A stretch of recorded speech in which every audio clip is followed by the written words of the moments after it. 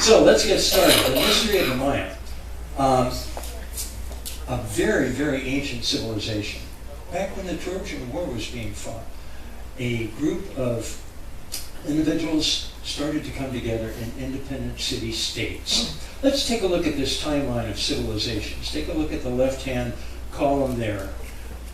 And then you'll see the dates when they were at their peak. They were flourishing. For example, the Romans from approximately 450 AD to 450, 450 BC to 450 AD, and so forth. As you can see, they cover quite a different period of time, but none of them is nearly, and there's the Inca that we were talking about the other day, none of them lasted nearly as long as the Maya civilization.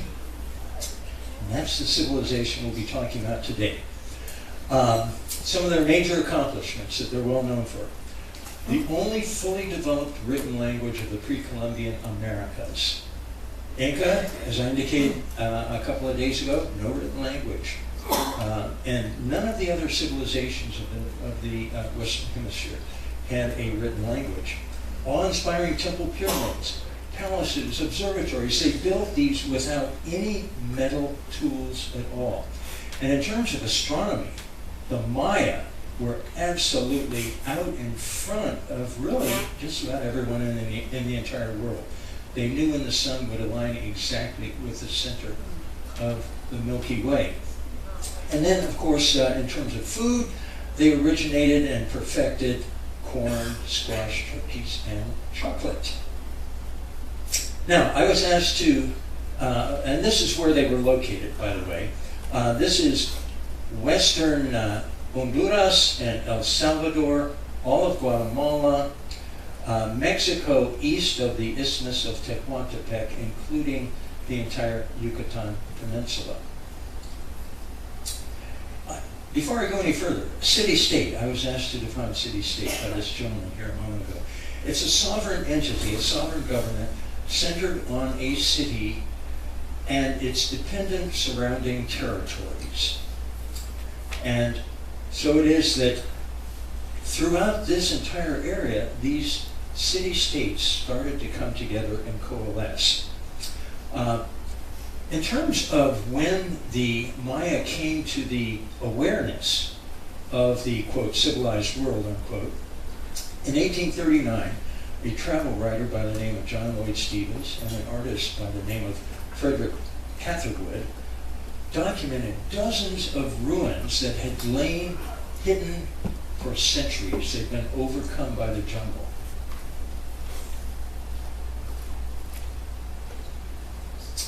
And in fact, Stephens was sort of an entrepreneur in many ways. He bought Copan, which is one of the major Mayan ruins, for $50, and was going to put it on a barge and ship it to the United States and open an amusement park or something like that. Of course, it never went anywhere, but he was looking at commercial opportunities while he was documenting these Maya ruins.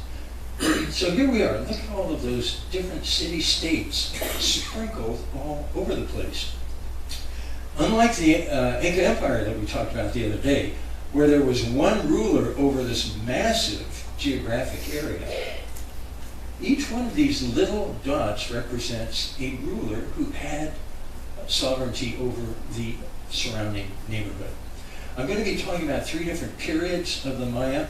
The classic period was the zenith of the Maya. 50 major city-states, population of approximately 2 million.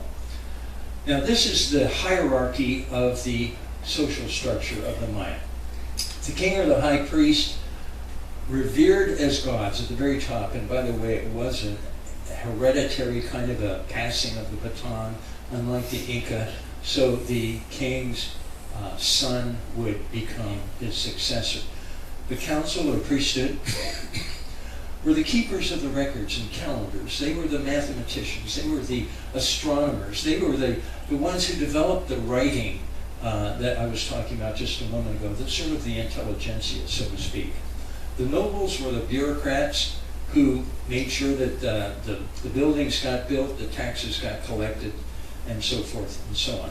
And then, unlike the Inca, who didn't have any merchants, there was a large class of merchants and artisans who were engaged in commercial activity and artistic activity as well. At the very bottom, commoners, farmers, and slaves. Slaves were generally criminals, individuals who had been captured in war, and orphan children. They fit into the category of slaves. The Maya crops, one of the greatest contributions to mankind, humankind, by the Maya was the development of maize or corn. They crossbred a number of different grass, species of grass, to develop corn. And in fact, that constituted approximately 50% of their daily diet. But also they had beans and squash and chili peppers that provided a very balanced diet together. And then, of course, these are cacao beans, the source of chocolate, and pineapples. Maya agricultural practices, they're in the Guatemalan highlands. It's nothing like the Andes at all, like the Incas had. But there were some significant slopes, and they did develop terrace farming to utilize the land on the slopes. But a lot of the territory was down low-lying marshy areas, and they developed a way of growing crops by elevating the soil, raised beds. And that way they were able to really use a lot of territory that otherwise would have been unusable. As far as agricultural practices are concerned, they used slash and burn agriculture, as do many people in the developing countries of the world. And you've seen a lot of smoke along the Amazon. They're still doing it. Basically, the trees would be cut down, and then the stumps and the underbrush burned, cultivation, harvesting of the crops, and then walking away and letting the fields go fallow as they began to revegetate with various trees and bushes and so on and so forth, and then the process is repeated again. Of course, the burning clears away the underbrush so that they can plant the seeds, and the ash fertilizes the soil.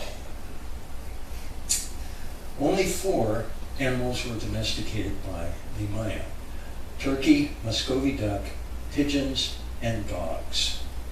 They did not have any beasts of burden. They did not have any large cattle that they could slaughter for food or anything like that.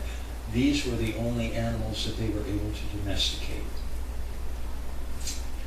Now, getting to the writing, one of their major contributions, they wrote one of the first civilizations in the world to create a fully written language.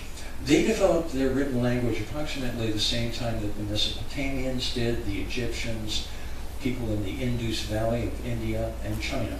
So in these different parts of the world, coincidentally, at about the same time, written languages were being developed. They were the only ones in the Americas. They recorded their writing on a number of different media. They recorded them in what were called codices, or a codex, a book. This is bark.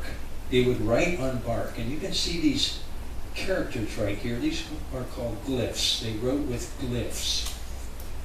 There are only 4 codices still existing in the world today. Why is that? Because the Spaniards burned them all. Whatever ones they could get hold of. This was Bishop Diego de Landa, who was with Hernando Cortés. We found a large number of books in these characters, and as they contained superstition and the lives of the devil, we burned them all, which the Maya regretted to an amazing degree, and which caused them much affliction. They were very sad because these codices, these books, were very sacred to them. By the way, these are the locations where they are today. Grolier, though, is in New York City. That's the oldest literary club in the United States, and they happen to have one of the codices. So, in addition to writing on bark, they recorded it on pottery. These pictures, by the way, come from the National Anthropological Museum in Mexico City, which is really the main repository of these things Maya. And it was only about, in our lifetime, 50 years ago, that they began to break the code in a serious way. Maya writing is also found on murals. This is all Maya writing. These are glyphs. And because of the breakthroughs within the last 50 years, 85% plus of Mayan texts have been translated. The Maya writing is in stone. Each one of these stone characters actually has one glyph associated with it. And then also in textiles, on shells, and on wood. So this was a very, very major development in the history of the ancient Americas, the first written language. Astronomy was another one of their major breakthroughs. Look at that, the Maya calendar was the most accurate prior to the 16th century Gregorian calendar, the most accurate in the entire world. They calculated the length of the year. Look at that precision, folks. The actual and their calculations. Amazing. They knew exactly when the sun would align with the center of the Milky Way, which was once every 25,800 years, or 12-21-12. I happened to be on my first cruise as a lecturer in November of that year, and people were going nuts. I don't know if you remember this, but on December 21, 2012, it was supposed to be the end of the world. Survivalists were stocking up on weapons and food and finding places to hide in caves and so on and so forth. The myth had developed over time that the Earth would collide with another planet that day or fall into a black hole. Well, of course, cartoonists had a field day with this.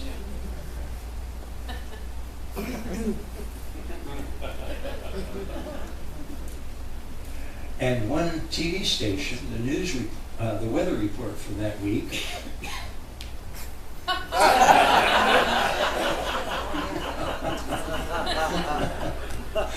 so I'm happy to say that it didn't happen. Okay, this is El Caracol Observatory, which is located in Chichen Itza, which is on the Yucatan Peninsula. And we'll be looking at some of those structures a little bit further, but that's the observatory.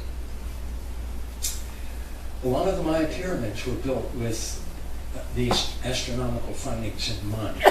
This is El Castillo at Chichen Itza. There are 91 steps on each side of the four sides, plus one at the top adds up to 365 days a year. But not only that, during the equinox, those 2 days of the year that are equal, the day and night lengths are approximately equal, there's this phenomenon, as the sun sets, it looks like a serpent is moving down the stairway right there. You can't see it very well here, but these pictures indicate that.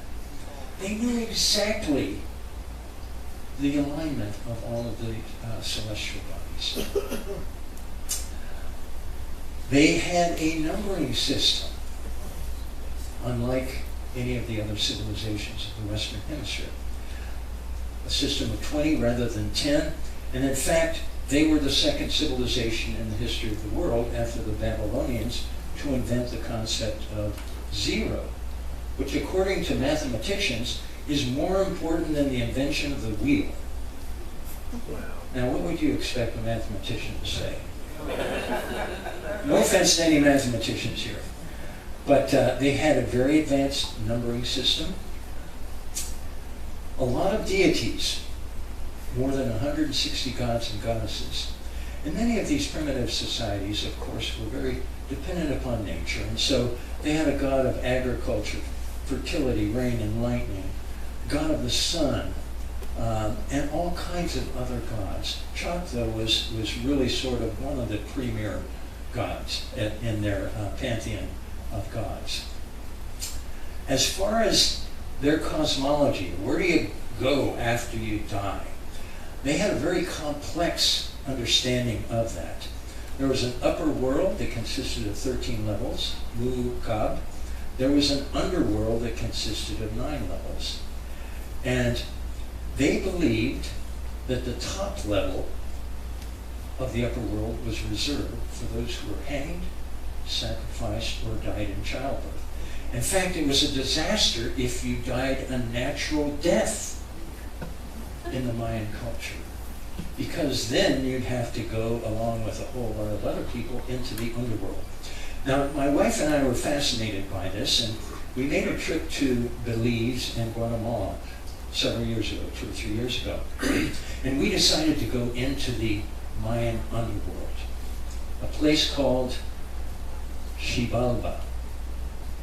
Xibalba can be entered, according to the Maya, through a cavern or a cenote. A cenote is a limestone cavern that has collapsed. It's open to the sky, has water in the bottom of it. They're all over the Yucatan Peninsula. So we decided to go into Xibalba, a place called Atun Tumichil Muknal, the ATM cave, located near the Guatemalan-Belize border.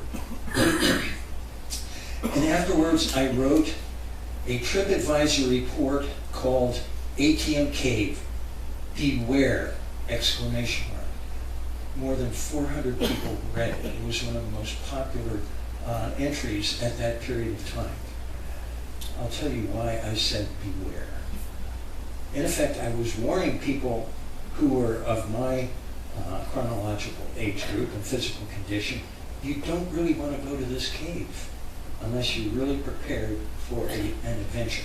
Even to get to the cave, you had to walk several miles, ford 2 streams, and then as you entered the cave, you had to start swimming. And then you reached tight quarters. If you're claustrophobic, this was not the place for you. But along the way, we saw many beautiful things, stalactites, stalagmites, just gorgeous. But the whole idea was to get a quarter of a mile underground to the sacred chamber where we found skeletons, pots. This, by the way, there are only 4 monkey pots in all of Mesoamerican archaeology. One of them is in a cave. This cave had been preserved for hundreds of years, and these skeletons and pottery and so forth are sealed in place by the calcium that is dripped from the ceiling. It's probably the only place in the entire world that you can go to where you can find it like it was from the time that the Maya walked out of there to today. And why did I say beware? Because it was difficult to get to, and then when you got to the sacred chamber, you had to take your shoes off. You could wear your socks, and then you had to walk on sharp stones because they would not want you to desecrate this area wearing shoes. You proceeded through this fairly large chamber to a set of, it was actually a ladder with very narrow rungs. Climbing a ladder in your bare feet, narrow rungs, very difficult. But when you reached the top, you could see the crystal maiden, which, by the way, is not a female skeleton, it's a male skeleton. But somewhere along the way, they decided crystal maiden was what they would call the skeleton, lying in place there. But it's a very difficult journey to get to this location and to experience it. Blood, very, very precious to the Maya. At building dedications, burials, marriages, births, and so forth, they would draw blood by piercing a soft body part. And then the blood would drip onto paper. They'd burn the paper. What would they use to pierce the soft body part? This is obsidian. This is a stingray spine. They also use sharp teeth. What body parts would they pierce?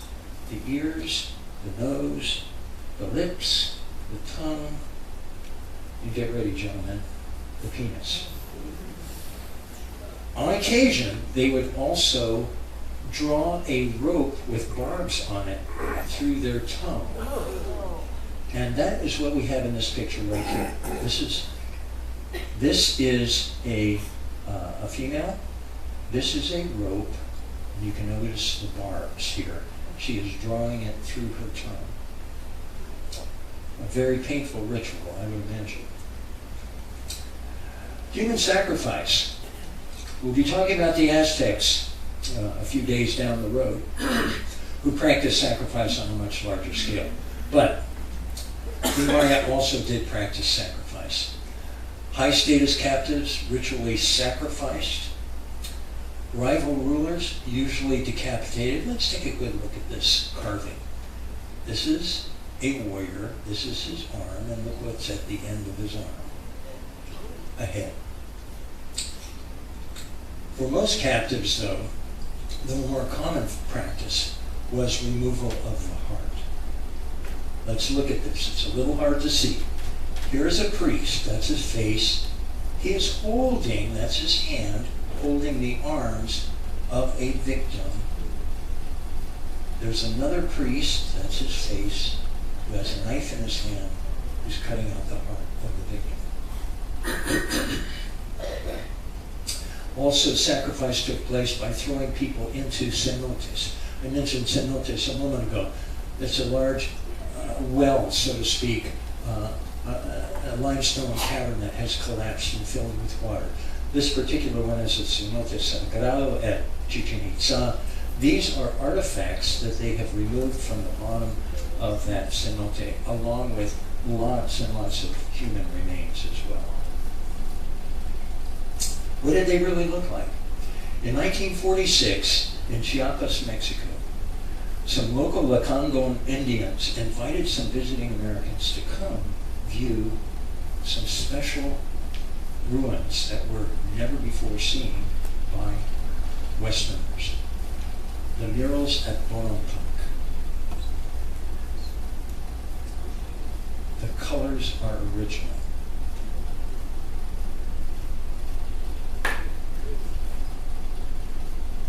And this is what they would have looked like with a modern artistic rendering. It's really remarkable that these colors were preserved for centuries in very, very bright, vivid colors. Now, in terms of the physical attributes of an attractive Maya male, a sloped forehead was definitely a good thing. What they would do is they would tie a board to the head of an infant, and so that the skull as it developed would be very, very flat, like this skull right here. They would also tie, at the end of the board, a bead on a string right in the center so that the eyes of the child would cross. So the sloped head and the crossed eyes were definitely a very, very valued physical appearance for the Maya. This is one of the mysteries of the Maya. They had toys with wheels, but they didn't have large carts with wheels. I don't think we really know why. There's been a lot of analysis and speculation and so forth. Even though they had roads called Sac Beob that linked, this is in the Yucatan Peninsula near Coba, limestone roadways, perfectly straight and just wonderfully maintained. Possibly it was because the roadway would be torn up by the animal, or not by the animals. They didn't have beasts of burden, by the wheels of carts, possibly that. But then the second reason is what I just said. They didn't have large animals to pull the carts.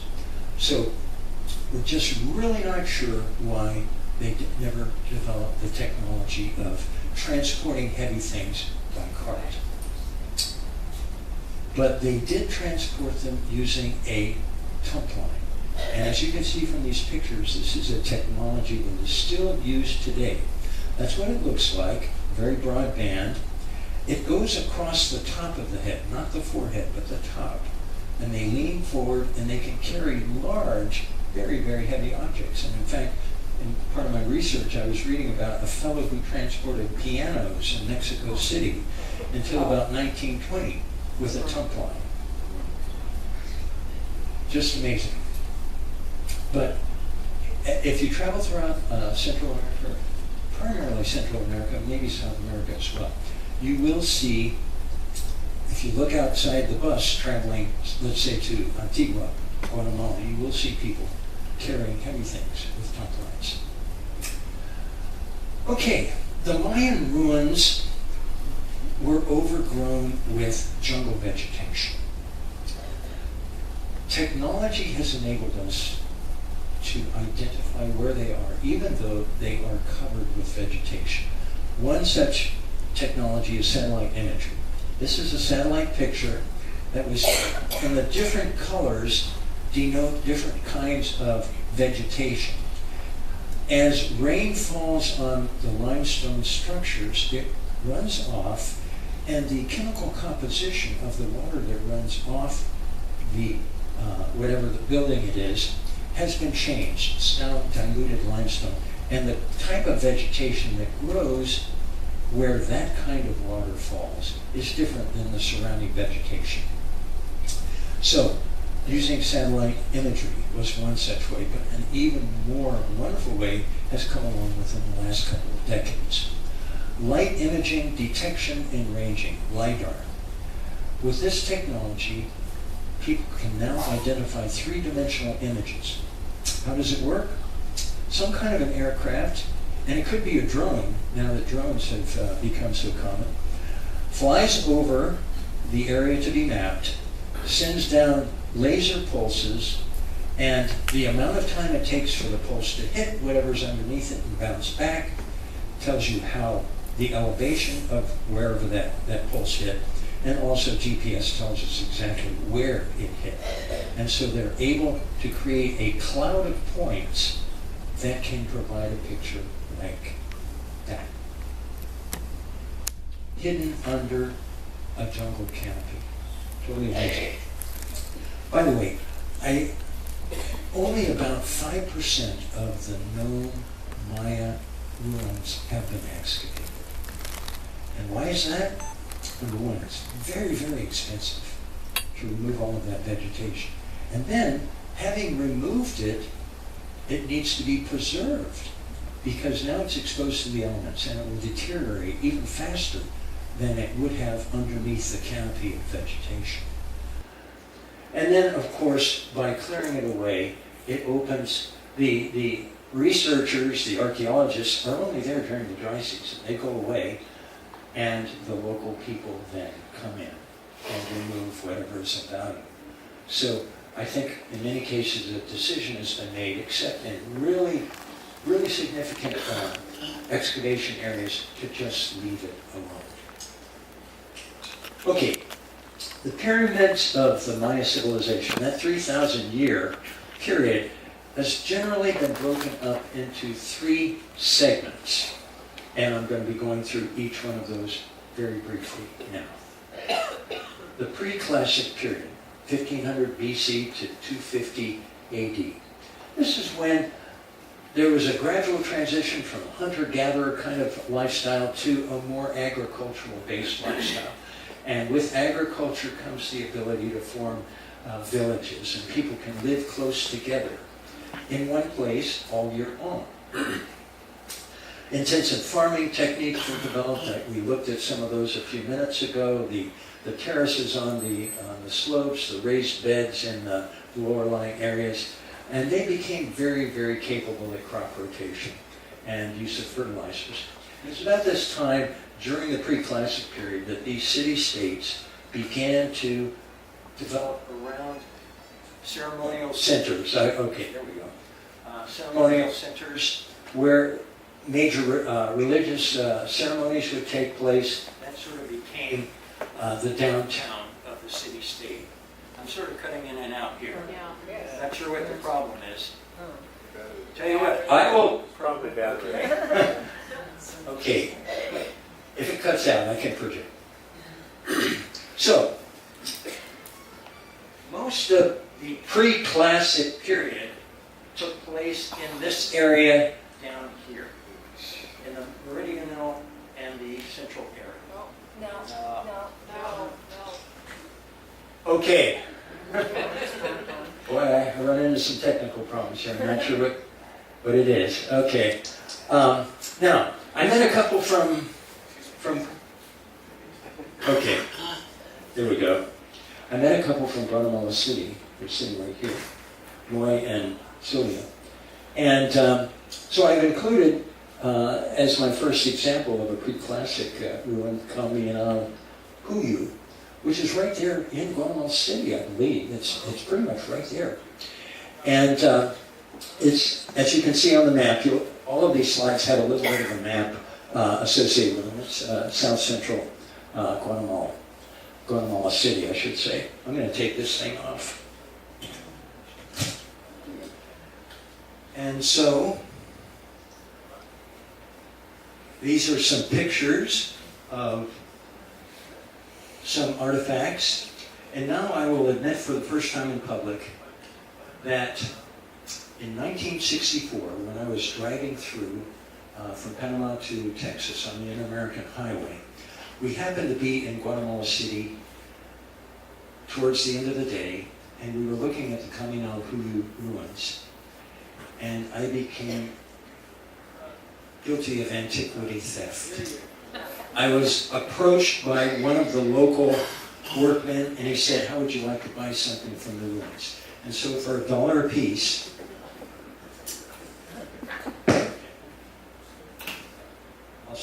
I'll stay with this. I picked up a couple of artifacts, and I still have them today. Now, either they are about 60 or so years old or 2,000 years old. I'm not enough of an expert to know which it is, but they do look sort of authentic to me. El Mirador, 600 BC to 100 AD, perhaps the largest city of the ancient Americas, 100 to 250,000. Really amazing. Covered quite a bit of ground. And this is the largest pyramid in the world. Isn't it magnificent? Well, actually, this is how it's projected to actually look. But the dimensions are larger than the Pyramid of Giza in Egypt. It has not been excavated. Again, money is a problem, and they don't want to expose ruins that they're not ready to protect. Charles, where is that one at? This one, okay, there it is. It's in, El Mirador is up near the northern Guatemalan border with Yucatan. It's between, Tikal is south of it, and the Yucatan is just north of it. You can see it in this map here. So northern Guatemala. And the next one? I'm sorry? La Banca? Okay, this is part of that complex. Oh, it is. Thank you. Yeah, I'm sorry I didn't make that clear. It's part of the complex. And that's all I'll say about the pre-classic period, because really it was the classic period, as the name implies, when the Maya civilization came to full fruition. Really large city-states were developed. A lot of these little city-states sort of coalesced and developed alliances. And this was when they made their major advances in terms of writing and astronomy and things like that. That was located a little further north. The pre-classic, as I indicated a moment ago, is pretty much down here, although the El Mirador is actually right there. But the classic period sort of moved north a little bit. During this period, this is when the Maya kings really they developed their power, their godlike personas, they built these huge temples and so forth. And most of the ruins that we are familiar with in terms of the Maya were developed during the classic period. Long-distance trade commenced for the first time. They used those roads to send cacao beans and salt and jade, obsidian, and shells long distances for the very first time. Tikal is perhaps the poster child for the classic period. I think we all have seen these pictures. This is pyramid number 1, pyramid number 2. My wife and I were there a couple of years ago. It's just, as you can see in this picture right here, it's pretty close to the Belize border. It's in Guatemala. And the tallest pre-Columbian structure still standing, 22 stories high, is the temple number 4. And there it is poking out of the trees there. One of the things that people enjoy doing when they visit Tikal, and I highly recommend the visit, it's become much more easy to get there than it used to be. One of the things that people like to do is to go to the top of temple number 4 and watch the sunrise. But you have to get up very, very early to do that, 4 or 4:30 in the morning. And as you walk through these dark jungles, hearing the howler monkeys off in the distance, you can almost imagine that you are in ancient Maya, in an ancient Maya town, city. And so to get to the top, you have to climb stairs, a lot of stairs, believe me. And at the very top, you can watch the sunrise, and as it rises, you can see the tops of the other pyramids in the surrounding vicinity. Copan. One comment on that last slide. Just for anybody's curiosity, if you've ever seen the movie Star Wars, this is the image that you see Right. in the first Star Wars. Thank you very much. That's a very good observation. Copan. It's in Honduras. Just a little bit to the east of the Guatemalan border there. You can see the X. It's well known for its hieroglyphic stairway. Look at that stairway there. And this is it in greater detail. Again, the glyphs that we were talking about, the written language on this stairway. And then they have 21 stelae. Stelae are these carved columns, and you'll see them at many Maya ruins. They tell, in many cases, they indicate the transition from one ruler to another. And in fact, these stela at Copan were part of the major breakthrough to understand the hieroglyphic language of the Maya. Palenque. It's in the Isthmus of Tehuantepec, just a little bit to the southwest of the Yucatan Peninsula, a little bit to the west of the northern Guatemalan, western Guatemalan border, and it is magnificent. These are two of the more famous ruins there, the Palace of the Tower and the Temple of the Inscriptions. Coba is located in the southern Yucatan. As you're driving down towards northern Belize, you will come to Coba, and it has the tallest pyramid in the Yucatan. It used to be, up until about a year or so ago, that you could climb this pyramid. And my wife and I did that, and it was at that point in time I really realized that my balance and my depth perception had gone away. Because I'm walking down, holding onto that rope for dear life, wearing out the seat of my pants, while my wife is running like a mountain goat down the side of the pyramid, leaving me behind. Uxmal, 500 to 1200 AD. Just beautiful. Again, this is in central Yucatan.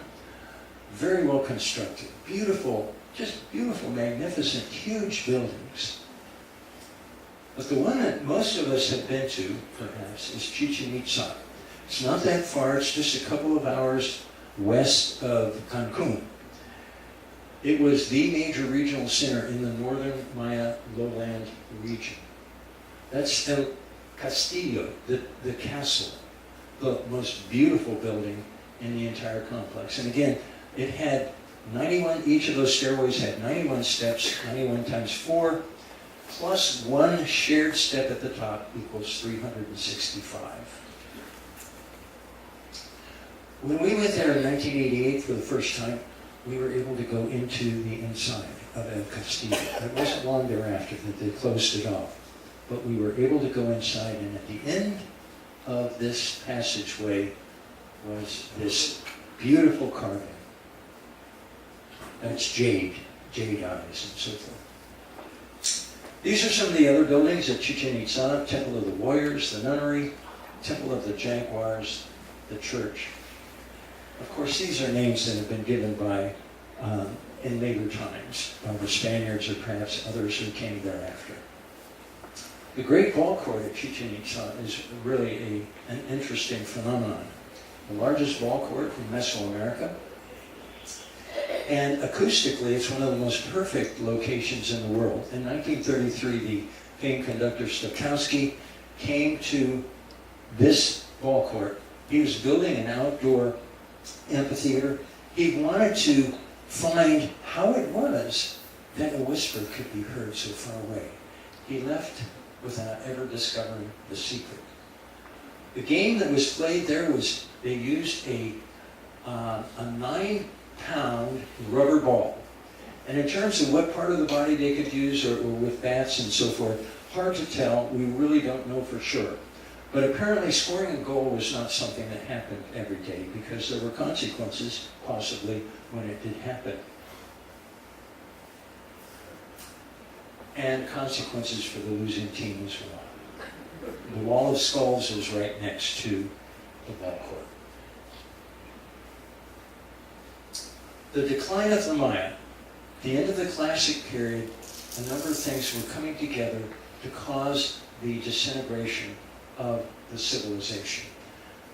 Ecologically speaking, there is evidence of drought, deforestation, exhaustion of agricultural potential. Maybe they just depleted the richness of the soil, overhunting of the large animals, epidemic diseases. Those are all possible reasons. And then also overpopulation, possibly a foreign invasion, collapse of key trade routes, and a peasant revolt. What we do know, though, using analyses of lake sediment as well as the composition of shells in the lakes of the Yucatan, that the pyramid at the most arid time of the last 2,000 years took place exactly, coincidentally, with the collapse of the classic Mayan civilization. That was not a coincidence. Apparently there was a major drought at that point in time. The drought led to crop failure, modest rainfall reductions amounting to only 25 to 40% in the annual rainfall may have been the tipping point, according to Science magazine. And of course, when drought comes along, crop failure follows, and then wars follow that, because people are competing for scarce resources. Weak kingdoms were conquered. Alliances that had lived in peace with each other now were competing for very scarce resources. Which led to the final act, if you will, of the Mayan civilization, the post-classic period, 900 to 1500 AD, which pretty much all took place in the northern Yucatan Peninsula. These are some of the ruins, not nearly as large or well known as some of the ones that we've looked at, but still quite magnificent in their own way. Mayapan, very, very interesting. It was a walled city, a lot of people living within the protection of the wall, and apparently they were afraid of other groups of Maya coming in and attacking them. There's the wall that goes around the city. Tulum, perhaps some of you have been to Tulum. It's south of Cancun and Playa del Carmen. This was a major trading center, just really magnificently preserved. Very definitely worth a visit. Spanish conquest of the Maya. Now again, this wasn't like the Inca or the Aztecs, where there was one ruler, you kill the ruler, decapitate the power structure, all of a sudden you've beaten everybody. These were, by the time the Spaniards came along, they had really regressed into these small individual city-states again, and the Spaniards, it took them 170 years to city-state by city-state to conquer them. Apparently it was a long and arduous campaign.